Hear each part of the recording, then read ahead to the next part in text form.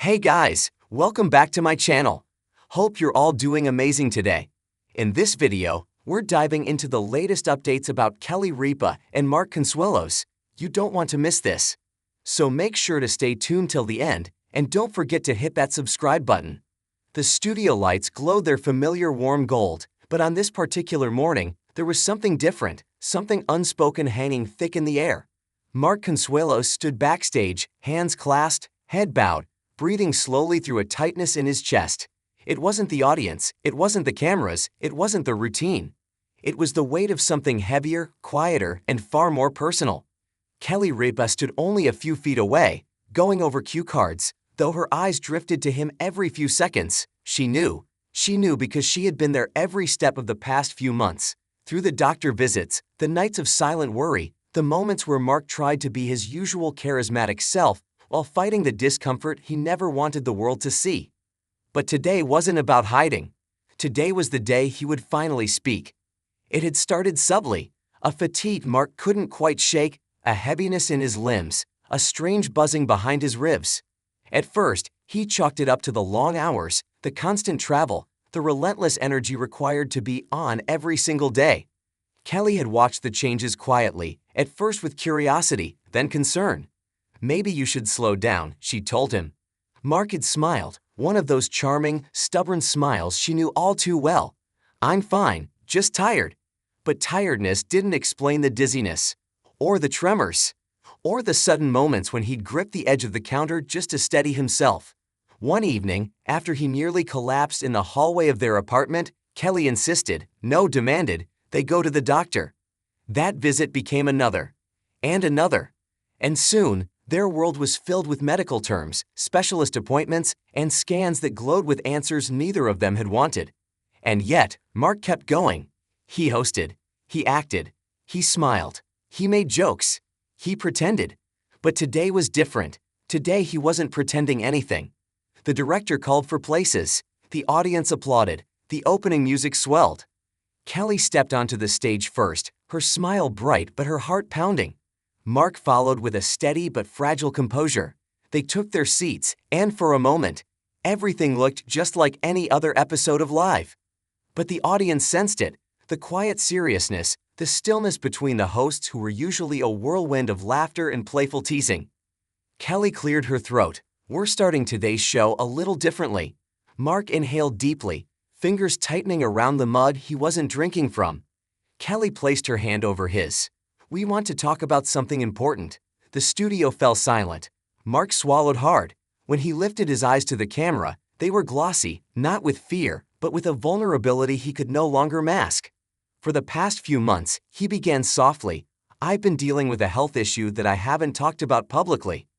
Kelly squeezed his hand. He didn't let go. "I didn't want to worry anyone," Mark continued.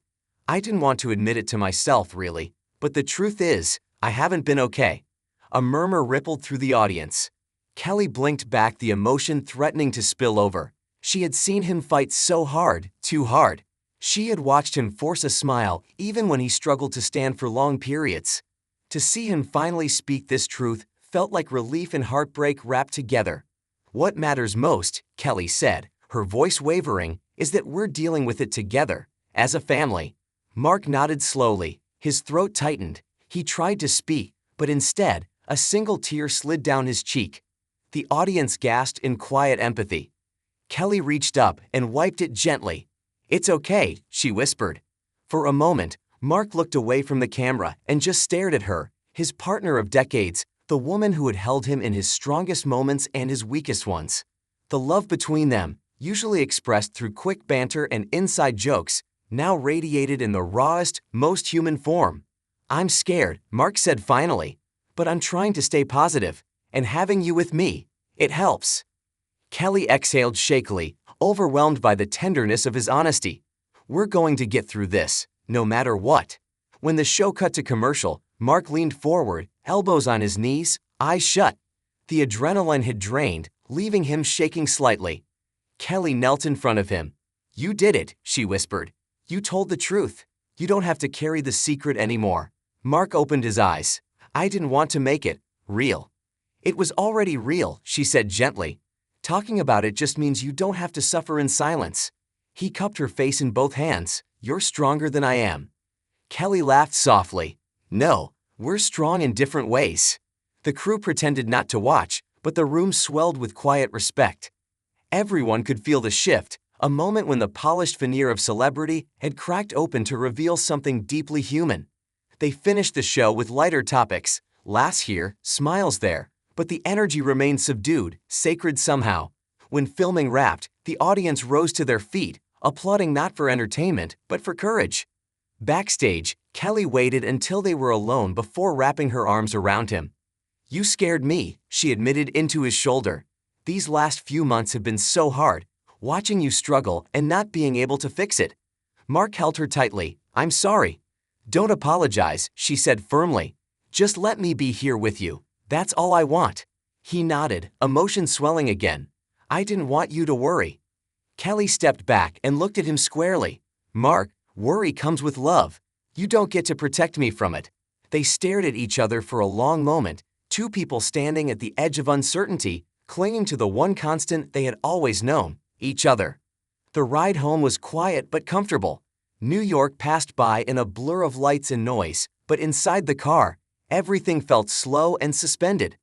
When they walked into their apartment, Kelly set down her bag, turned, and wrapped her arms around him again, tighter than before, as if anchoring him to the ground.